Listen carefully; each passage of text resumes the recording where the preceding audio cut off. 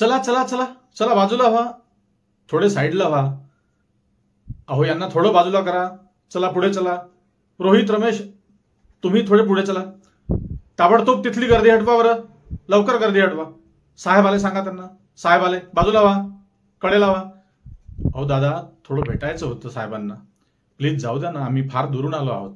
नाही नाही आता नाही भेटता येणार तुम्हाला साहेबांना, अहो नाही भेटता येणार, सांगितलं तुम्हाला एकदा, साहेब आत्ताच दौरा करून आले, आराम करतायत आतमध्ये. पण आमचं काम होतं थोडं महत्वाचं. सुरेश बघ बरं जरा यांचं काय काम आहे ते, जा या या आतमधल्या खोलीत जा, सांगा त्यांना ते लिहून घेतील. अहो नाही हो, पण ऐका ना, आम्हाला दादांना साहेबांनाच भेटायचं होतं. पण ऐका ना, आम्हाला साहेबांनाच भेटायचं आहे हो. अहो जाऊ द्या ना दादा आतमध्ये, साहेब ओळखतात आम्हाला. तेवढ्यात आतमधून साहेबांचाच आवाज येतो. साहेब म्हणतात, काय रे ठाकरे, येऊ दे त्यांना आत, कशाला अडवतोयस, कशाला रोखलाय त्यांना, सोड त्यांना आत येऊ दे. मग हे दोन व्हिजिटर्स आतमध्ये शिरतात साहेबांच्या खोलीत. मग त्या ठाकरेला साहेब आतमध्ये बोलवून घेतात, जो बाहेर उभा असतो, जो यांना अडवतो त्याला. ए जरा त्या ठाकरेला पाठव आतमध्ये. ठाकरे साहेबांजवळ येतो.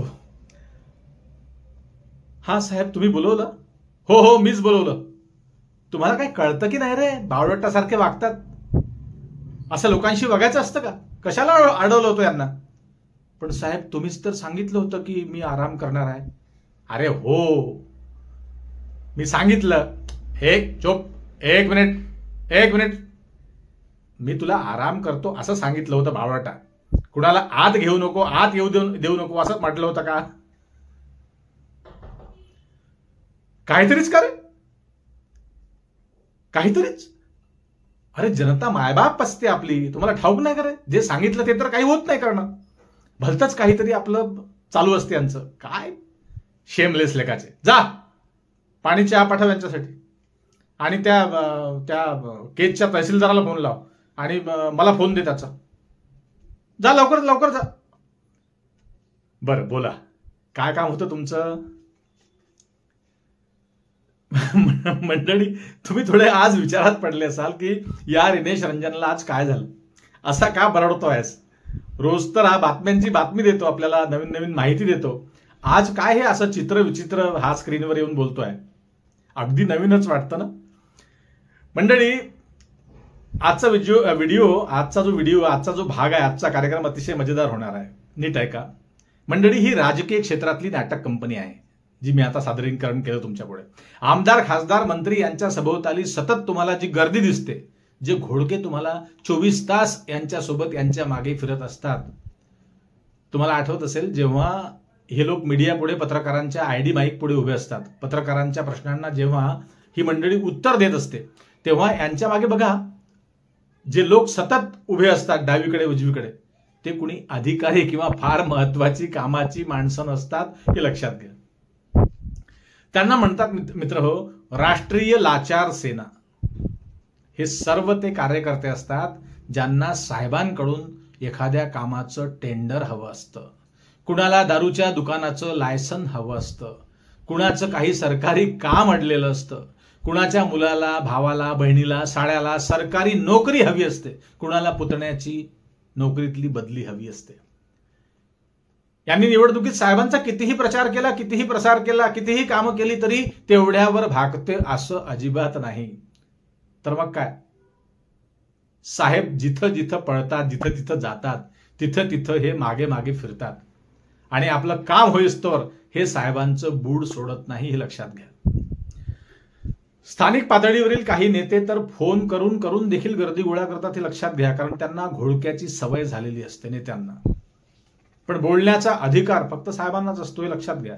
ते गाडीत असो, कार्यकर्त्यांसोबत कुठे पारावर, कुठे रस्त्यावर असो. साहेबांनी एखादा किस्सा सांगितला की यांना फक्त काहीच हावभाव करता येत नाही, यांना फक्त होयबा होयबा म्हणावं लागतं. म्हणूनच यांना राष्ट्रीय लाचार सेना म्हणतात.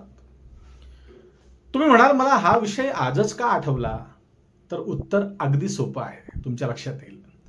आज तुमचे, आमचे, आपल्या सर्वांचे पंतप्रधान आदरणीय नरेंद्र मोदी साहेब यांचा आज वाढदिवस आहे. ते 75 वर्षाचे झाले आहेत. त्यामुळे मोदीजींना वाढदिवसाच्या अनेक हार्दिक शुभेच्छा आमच्याकडून देतो. या शुभेच्छा आणि पुढे बोलायला सुरुवात करतो. मित्र हो, राष्ट्रीय लाचारी नव्हे, ही फार भयंकर लाचारी आहे, लक्षात घ्या. कुणाचाही वाढदिवस असला तर शुभेच्छा द्यायलाच पाहिजे. मंडळी, आज मोदींचा वाढदिवस आहे. संपूर्ण देशात आज वेगवेगळ्या ठिकाणी विविध कार्यक्रम आयोजित केले जात आहेत. तुम्हाला ठाऊक असेल, प्रत्येक शहरात गावात मोठमोठे होर्डिंग्स, फलक लागलेले आहेत, पोस्टर, बॅनर्स चिकटलेले आहेत. आज सर्व वृत्तपत्रांमध्ये मोठमोठ्या जाहिराती आहेत, पानभर जाहिराती आहेत. तुम्ही आज एक जाहिरात आणखी वाचली असेल. उपमुख्यमंत्री एकनाथ शिंदे साहेब यांनी तर लोकमतला फ्रंट पेज भर जाहिरात आज दिली आहे आजच्या वृत्तपत्रात. आणि काय ठेवण आहे, काय मांडणी आहे, काय डिझाईन आहे बघा. अगदी मगरमच्छ पकडण्याच्या वयापासून तर चहा विकण्यापर्यंत, तिथपासून तर पंतप्रधान पदापर्यंत येण्याचा त्यांचा फोटो प्रवास प्रकाशित केला आहे. कोणी?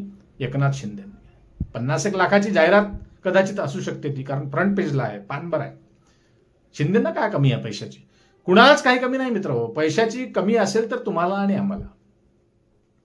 अशा प्रकारे जाहिराती देणं म्हणजे हे देखील एक साहेबांचं महिमा मंडनच आहे असं म्हणायला हरकत नाही. अर्थात लाचार सेनेशी या विषयाला जोडायचं का ते तुम्ही ठरवा.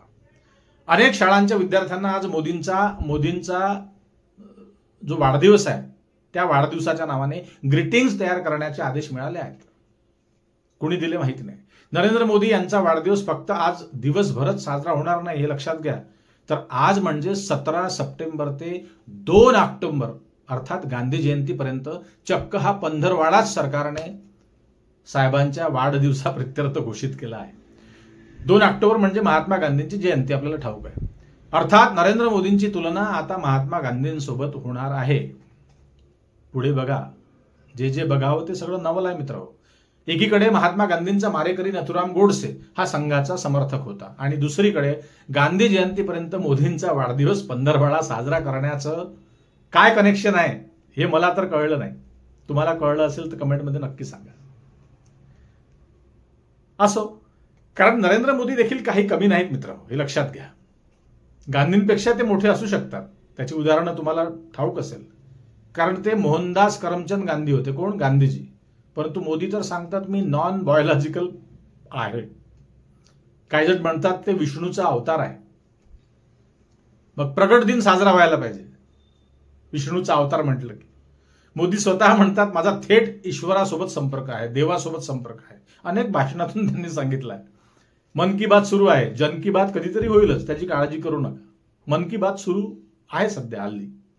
त्यामुळे महात्मा गांधी हे एक मनुष्य होते मित्र, नावाप्रमाणे मोहनदास करमचंद गांधी. मोदी तर देव आहे म्हणतात, स्वतःच सांगतात ते.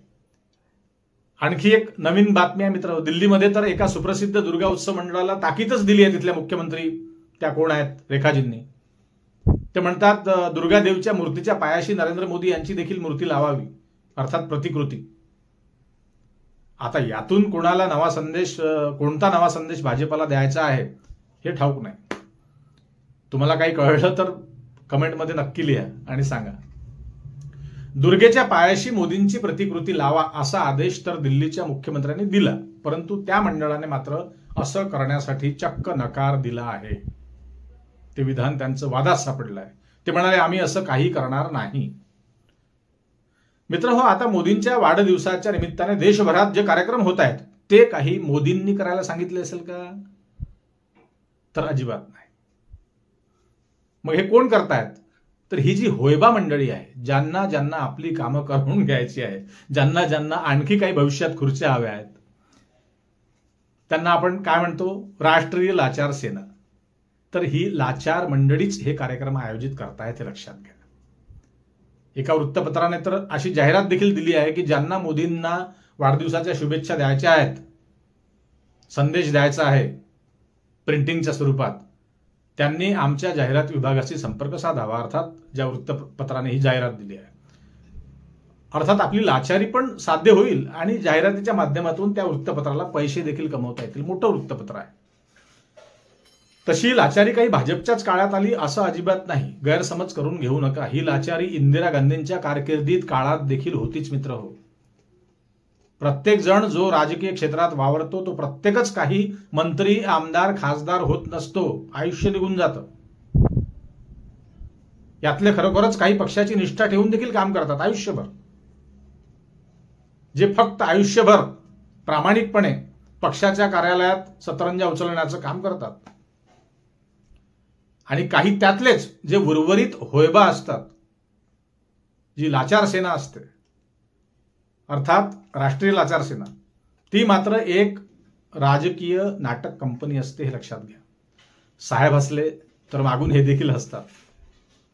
साहेब नाराज असले तर हे देखील मागून नाराज असतात. जसे साहेबांच्या चेहऱ्यावर हावभाव असतात, सेम त्याला पूरक किंवा त्याला सूचक असे हावभाव या होयबा मंडळींचे असतात मित्र. बघितले नसेल तर तुम्ही बघा कधी. असो, याच आजच्या विषयाला धरून एक आणखी विषय आहे, तो लक्षात घेण्यासारखा आहे, लक्षपूर्वक आहे का. तो म्हणजे अनेकांना गेले काही दिवस एक प्रश्न पडतोय मित्रांनो. तो म्हणजे मोदी आता 75 वर्षांचे झाले आहेत, तर ते आज आपली रिटायरमेंट घोषित करणार का, ते निवृत्त होणार का. हा प्रश्न खुद्द भाजपा समर्थकांना देखील पडला आहे, कारण त्यांचेही काही नातेवाईक रांगेत आहेत, समर्थक त्यांचेही. तर मंडळी, या प्रश्नाचं अचूक उत्तर आपल्या चॅनलवर आज आहे. मोदी रिटायर्ड होणार नाही. जरी त्यांनी अडवाणींना रिटायर्ड केलं, मुरली मनोहर जोशींना घरी पाठवलं, मार्गदर्शक मंडळात ठेवलं, आणि स्वतः मोदींनीच हे म्हटलं होतं की 75 नंतर रिटायर्ड व्हायला पाहिजे. परंतु हा नियम अलिखित जरी असला पक्षाचा, तरी तो नियम मोदींनी सांगितला होता, लक्षात घ्या. परंतु स्वतःची वेळ आल्यावर मात्र मोदी असं काहीही करणार नाहीत, घाबरू नका. अनेक राजकीय विश्लेषक म्हणतात, कुमार केतकरांनी मागे सांगितलं होतं की मोदी मरेपर्यंत पंतप्रधान पदावर राहणार, आणि त्यांनी हेही सांगितलं की निवडणुका देखील होणार नाहीत 29 नंतर. परंतु याच्याशी आपण सहमत नाही. निवडणुका होईलच, निदान 2029 पर्यंत तरी मोदी हटणार नाही, ते लक्षात घ्या. कारण या खुर्चीवर पोहोचण्यासाठी त्यांनी फार परिश्रम घेतले आहेत. संघातील अनेकांना मागे टाकून ते या पदापर्यंत पोहोचले आहेत. त्यांना चहा विकावा लागला, त्यांना मगरमच्छ पकडावं लागलं, त्यांना काय भिक्षा मागावी लागली. त्यामुळे अजूनपर्यंत ते दिवस मोदींवर आले नाहीत. जोपर्यंत त्यांचं समाधान होणार नाही तोपर्यंत ते याच पदावर असणार आहे.